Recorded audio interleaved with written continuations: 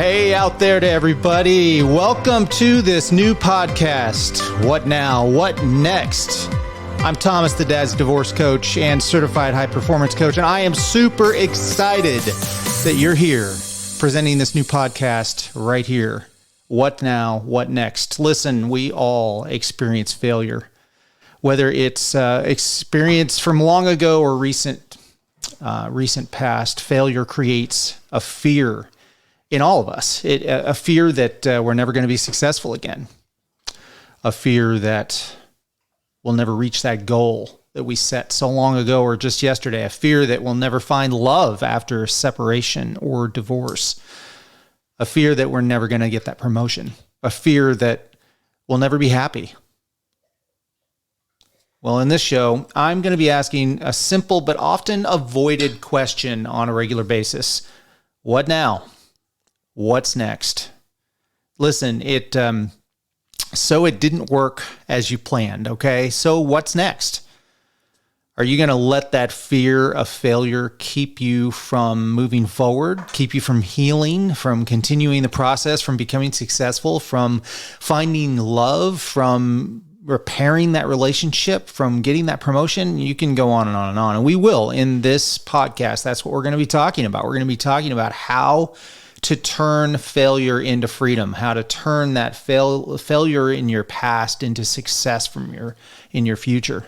Listen, fear can rob you of a lot of future happiness and success, and it's doing nothing that fear often wins. And I'm here to tell you, and part of this podcast is going to be a little bit of my own experience. I'm going to share with you from my life, from my experience, and firsthand how fear can rob you of that freedom and that happiness that you can experience in life and that you all deserve, no matter who you are, no matter what your experience, no matter what your past, no matter what the circumstances that you are listening to this podcast right now with.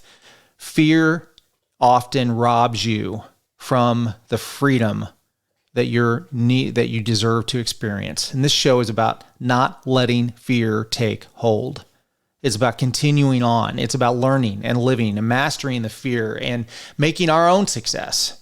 I'm going to share with you from my own story, from others' experiences, from studies that I've had, from resources that I've either discovered, developed, or have found helpful myself, and just how successful today and tomorrow can be. Today, as a certified high performance coach in a lot of other areas, I work with men and women who really have one thing in common. They want that thriving, happy life that they've dreamed of, they've worked for, but they don't yet have. They may have experienced failure at grand levels or at simple levels. People who just can't seem to take their life and work and love to that next level. Well, together here, we will evaluate desire, clarity, energy, purpose, practice, and many, many more things. And guys, listen, believe me when I tell you that the results of this process, the results of these practices that we're going to talk about together here, they're amazing. I'm going to share some fundamental habits and arenas and skills that have transported me from a broke, divorced, unemployed, middle-aged, out-of-shape guy into a happy, successful, and motivated professional that is excited for the next moment every day. This show is just a peek inside that rich, happy, successful life that can be yours. And no matter what kind of failure you've experienced, listen to me. What's next? What now? Freedom, happiness, success. That is what's next for you. So take a quick minute to subscribe as you're listening to this. Just find the link that you just followed to get this podcast today, and take a quick minute to subscribe to this podcast right now. There's no time like the present to start living today for building tomorrow and experiencing life every step of the way. And that's what this podcast is about. It's for anyone who is truly desiring that happiness, that success, the passion for living that you currently or in your past circumstances may have been robbed of, and that's affecting your today. And again, I'm going to share from my own experience how I found professional and personal success by embracing my failures and faults and fear. And now I'm living that free life. I'm going to share my secrets on how I turn those setbacks into better performance as a dad, as helping me become a better friend, a better professional. I'll reveal skills and practices that have helped me overcome some of the greatest challenges in my life, and we'll go on that journey together. Today, what I do for a living in my work, I work with many others just like you, I'm sure, who are survivors of divorce or surviving divorce, many other experiences of failure, and I work with them to recover, rediscover, and revive the life they deserve. So, like you, I'm just here asking you to join me in finding out what's next. All right, so can I start by asking you a simple question? What do you see when you look in the mirror? I think that question for everybody, no matter where you are in life, is a little bit of an uncomfortable question because, if anyone else ever saw what I saw me as I see myself in the mirror, I'd probably never get up and get out of bed in the morning. I'd probably go in my closet and hide. Because at one time or another, we've all experienced that bittersweet relationship with our own image, that inner struggle between the memories of our imperfections and our better angels. Self-worth can have a direct impact on many, many things. And if you don't believe that, just wake up and try to sustain your well-made plan for the day. By 9 o'clock, if you wake up at 8, by 9 o'clock, it's gone to hell. Your goals, your dreams, your relationships, communication, freedom, healing, success, or failure. One of the most impactful effects on how you see yourself can be the process of how you embrace or avoid your own failure. Possibly, when you look in the mirror, maybe all you see is a bunch of mistakes. You're sure going to see the imperfections of life and, the gray hair and the complexion and all of those things. Do you, maybe going a bit deeper, do you see guilt about something? Do you see pain? Do you feel that? Does looking in the mirror and seeing those things bring those emotions and those responses and that memory back up? Do you see hopelessness? Listen, trauma is not an easy thing to talk about, and we're not going to be doing therapy in this podcast, but I'm not going to shy away from dealing with the effects of unresolved trauma that can turn us into our own worst enemy. And if you're listening to this, and you have breath and you have a heartbeat and you have life of any kind, then you are applicable to this concept. This is not lost on you. You're not going to be able to walk away from this and say he's talking to somebody else. Listen, we all have some unresolved trauma in our life. Maybe that's just some simple thing. Maybe it's some tremendously dilapidating trauma that's paralyzed us and kept us in that paralyzed place. Unresolved trauma can turn you into your worst enemy. It can transform your inner voice into your greatest strength as well, or your biggest opponent. The difference between those two people, whether the people that turn their traumatic experience of failure into their biggest strength or their greatest weakness, is really all in how you approach that failure and how you make friends with that event in your life. No, again, this is not going to be therapy, but you may find it therapeutic. It may, listening to this podcast and the points that I'm going to bring through my own experience may help if you're in therapy or you're in counseling or anything like that. It may bring some deeper insight to those things and may make things make sense a little bit more. And hopefully that's what you'll get from this. But I want you to imagine, if you will, if you were mindful enough to speak to yourself the way you speak to somebody that you love. How would that change how you talk to yourself or how you in your mind's voice, how you talk about yourself or how you engage with your own conscience and that little voice in your head. Imagine for a moment, if you were to speak to yourself as you speak to someone you're in love with, how would that affect how you talk? We talk a lot about, it's not what you say, it's how you say it. And I think that that's true. I do. I think that is, that's a very impactful lesson to learn in how you want to communicate and how you go through life. It's not what you say, it's how you say it. I would say a little differently than that. It's not as much what you say as it is how you say it. I can tell you I love you in a way that comes across as I'm going to kill you, depending on how I say it. So it's not as much what I say as much as how I say it, but how do you speak to yourself? When you're looking in that mirror, how do you talk to yourself? When you're talking to friends or when you're talking to a loved one, how do you talk about yourself? Are you constantly putting yourself down? Are you constantly building yourself up? Think about that for a second, and that can actually bring a lot of clarity when you're standing there looking in the mirror as to whether or not you like what you see, or scratch that. Maybe not whether or not you like what you see, but how much you like what you see.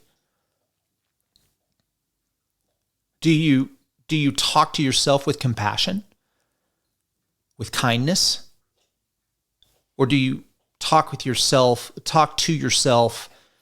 more combative or with more condemnation? I believe, at least in my experience, that how we look in the mirror will always, or nearly always, be motivated by what we're focusing on. Do we have a focus and a self-focus on what we've done wrong, what we've done right? Is our focus on the imperfections, or is our focus on the potential? Are we focused on that visualization of the dream or the goal that we have in our life, or are we focused on what we did 25 years ago that just seems to never go away? Well, I want to share with you that your focus, your self-focus, the focus you have on yourself as you're looking in the mirror, can become a superpower.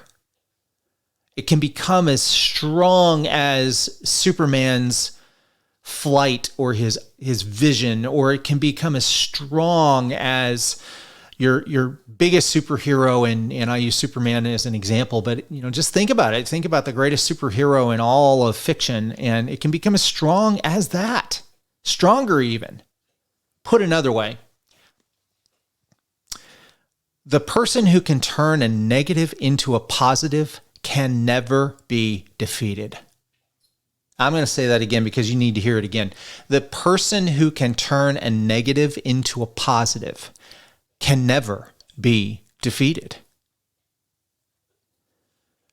Years ago, I was going through a divorce, and I was sitting in a courtroom, and unfortunately, this divorce was not able to be dealt with just with us, or mediators or attorneys. This had to be dealt with a judge, and we were talking about who was going to be the custodian of our daughter. And I was sitting in the courtroom on a Valentine's Day, as a matter of fact, and I was listening, trembling in my seat for the anticipation of what the judge was going to say. And lots of things went through my mind. I can remember some of them. I can't remember most of them, but just I was sitting there in my seat just trembling because I was about to learn from a third person how my parenting and how my relationship with my daughter was just about to be affected. And I sat there,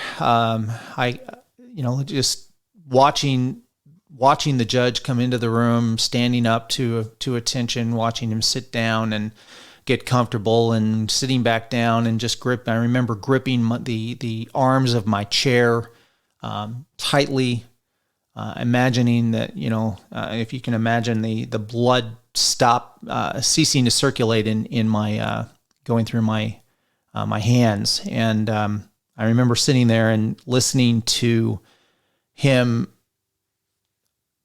read his order that basically confirmed that my daughter was going to be allowed to move to another state, and I was going to have to travel hundreds of miles in order to continue to stay in her life. And it was probably one of the biggest moments of failure in my life that I can remember, past or present. Was that moment that I felt like I lost a potential. I lost the most important thing in my life at that time, was time with my little girl, time as a dad. I'll never forget the moment that she came into this world and made me a father. Up to that, at that moment when she was born, there was no failure in the world that could compare to or that could compare to that moment when I became a dad. There was nothing I'd ever done right or wrong up to that point that could eclipse my new role, my new job, and the person that I had been remade to be, and that was a dad. Since that day, it has always been my single most important role in my life, my highest priority, my first priority, and to the tune that jobs and friends have come and gone, and I'm sure some of the circumstances surrounding jobs that have come and gone have been affected by my priority to be as good a dad as I can be. But that moment was definitely one of the lowest points in my life, where I was sitting in a courtroom and listening to how my relationship with my daughter was going to be forever changed. And you talk about feeling powerless. You talk about feeling helpless, hopeless. I felt that at that time. And, this part of my life reminds me of a story that my father actually, first heard from him. And I'm going to just summarize it here for you. And in this story, I think you're going to find some key elements that you can take away from this first podcast episode today. And that's this: that life is often like a hallway. So I want you to picture the hallway in your room. I mean, in your home or in your apartment, wherever it is that you live. We all have some semblance of a hallway, but picture with me, if you will. Just envision a fairly long hallway. At least 2 or 3 doorways in the hallway, walls on either side, kind of narrow, not necessarily really large or wide. And on either side of this hallway are, like any other hallway, there are pictures on the wall, framed pictures or collages or whatever that basically, have all of the, have the memories, the events of your life. And again, this hallway is metaphorical and, in the story, but the hallway represents your life. And on both walls, you'll see the different events that have come and gone in your life, and you'll see the successes and the happy times, the big events, the birthdays, the anniversaries, the first days of school and the graduations and the first day of work, that first promotion, all of those different things. You'll also see pictures that aren't so happy, that aren't so, that are not memories that are so memories that you want to remember. For me, the story that I just shared with you is definitely one of those pictures for me. Low points in your life, days that you want to forget, events that you hope never see the light of day outside the hallway.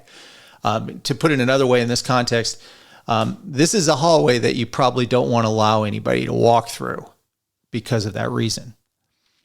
Well, at the end of the hallway is a full-length mirror, and it goes from the ceiling to the floor, and it goes from wall to wall. And as you approach, walk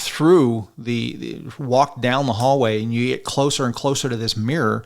Well, what happens when you look in a mirror? What happens when you get closer to the mirror? The closer you get to the mirror, the more detail comes to light.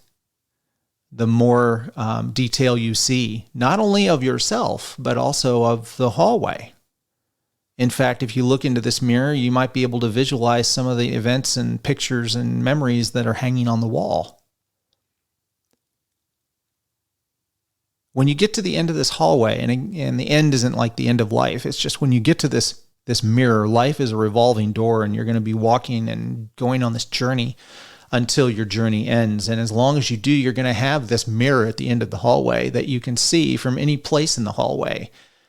And the question that I'm going to ask today, that I encourage you to contemplate, is the question that is titled with the podcast, "What's next? What now?" It's a question that we often avoid, and it's a question that we should really tackle and embrace, not only with the failure in our life, but especially with the success in our life. When we have the success, we tend to gravitate away from the practices that have led us to the success. Here's what I mean by that. If you become, let me start this again. If you're going through a really low point, the tendency is going to be you're going to gain insight from that. And you're going to start creating new habits, and those new habits are going to start giving you better routines and better practice, and the cycle goes on, and finally you're going to find some success, and that success is going to feel good, and you're slowly in the light of your success, in the wake of your success, you're going to, and this is generally speaking, this isn't for everyone, but generally speaking, you're going to start believing that success is something that you have achieved, and it's just going to carry you through. But one thing that we often forget is that any success we are experiencing is because of the insight and the practice and the things that we've put in our life to get us through that hallway and to take that staircase and go up that ladder, to take that step-by-step process to get to the success. But we convince ourselves in the wake of that success that we don't need those practices anymore. And so they become less and less the habit and the routine, and more that successful time starts to drop off. And all of a sudden before we know it, we find ourselves down in that pit of despair again. And it's a vicious cycle of life. And I know you can all relate to what this is, but what I found in my walk, what I found in my experience, as I have looked my own failure like in the face, like looking at myself in a mirror, what I found is this: the secret that I found to not allow my failure and the fear that the failure creates to keep me paralyzed in that position, paralyzed in that room of despair. The secret to getting out of that space and moving on, moving forward, moving up is not what I look at. It's what I focus on. The key and the success to moving past your failure is to change your focus. Focus is, like any athlete will tell you, focus is everything. It shapes your motivation. It can shape your purpose. It can shape your accomplishments. It shapes your productivity. It can shape your energy. It can create your clarity. It can do so many things based on what you choose to focus on. You can influence and impact many, many people when you choose to see the best in yourself and in others.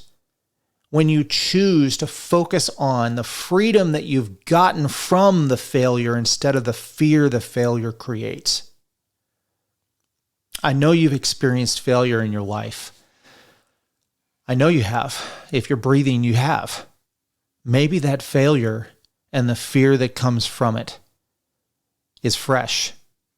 Maybe you're still in the midst of that paralyzed room, not sure where the door to get out is. Maybe you're in the middle of feeling pain or loss from a separation or a divorce. Maybe you're feeling stuck in a place that you just can't seem to get unstuck. Oh, it's never too late to start moving forward in your life. It's never too late to start moving forward in your life. Sometimes we just need a little help. When you're in a dark room and you can't find the light switch, sometimes you just need that light on the back of your cell phone. Sometimes you just need a little flashlight to help guide you to the bigger light that will help bring everything into clear view.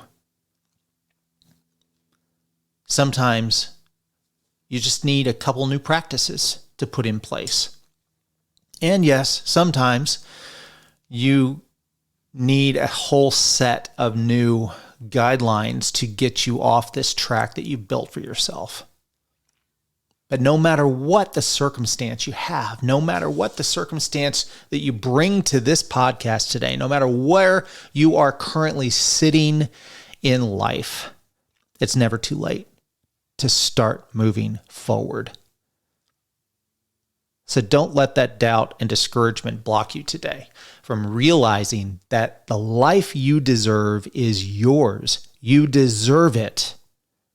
It doesn't matter where you've come from. It doesn't matter how much you feel like a failure. It doesn't matter, how successful you are. You still have that potential in life to just really experience that thriving, happy life. So don't let that doubt and discouragement keep you where you are. Don't let the failed relationship you're getting through or getting over or trying to survive keep you from recognizing you deserve happiness. You deserve that happiness in life. Don't let the pain of your past keep you from building a freedom in your future. I could have stayed in that room and I could have chosen to live forever, grounded in that courtroom of failure when I learned that I was going to lose immediate and daily access to my little girl. I could have let the circumstances in my life keep me from moving forward. And let me tell you, I have to admit, for a long time, I did. For a long time, I felt and lived in that metaphorical room, darkness, hopelessness, loneliness, whatever you want to, you can name an adjective, and I probably felt it. And you can probably identify with me whether or not you've gone through this same experience. But for a long time, I did. I lived there. I worried about what others thought or said about my life. I allowed myself to be crippled by the choices that I regretted. Seriously, I mean, how can somebody like me, my track record, my choices with my baggage ever be happy again? How can someone like me with my choices in my past ever truly be able to help somebody else recover or move on or love life? Yeah, right. That was me.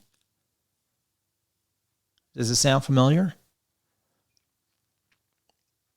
Is that what you see when you look in the mirror? Fear plays a lot of tricks on us, and it can cripple even our energy and purpose and outlook and motivation. But you don't have to be a slave to your fear anymore. I discovered a simple process, simple practices that I've developed and that I teach with my clients in coaching, as well as just talk about on podcasts like this. It's those things that have taken me out of that deep, dark room full of fear that keep me paralyzed and in place and helped me move forward. And today, not very long removed from the lowest point in my life, I have redefined what's next for me in my life. And today I help others just like you find that new life that they deserve. Because guess what? You deserve it, no matter what the circumstances are surrounding your challenges, your difficulty, your trauma, or your failure. On this podcast, I'm going to share from my insights, like the one I shared today. I'm going to share from others' insights. I plan to interview people as well and things that they've overcome, resources and tools that I found effective. I'm going to pass on to you in this podcast. Excerpts from performance training, from recovery, from assistance of any kind, because this purpose and goal that I have is just in helping you reach your goals and realize your dreams of living that happy and thriving life. This podcast is something that is going to help you learn about those practices that I've discovered. You'll get to know me and my story and the journey that I found from failure to freedom. You'll see the light at the end of the tunnel, and you're going to find out that, guess what? That light at the end of the tunnel is not a train. And you'll learn more about how to embrace the silver lining in that dark cloud of your past. So what now? What next? Simple. By listening to this podcast each time and embracing the other resources that we're going to share together here, what's next is entirely up to you. It's not going to be up to your circumstance anymore. Move forward. Forward from the pain, from the failure, from the past. Move up. Get that new job. Get that promotion. Start that new relationship. And this time with the skills and the practices that you know will work to make it better than the last one. Moving on. Finding freedom. Embracing life's challenges with joy, telling fear where it can go. So, I'm Thomas, the Dad's Divorce Coach, and until next time, everybody, live well. We'll see you next time.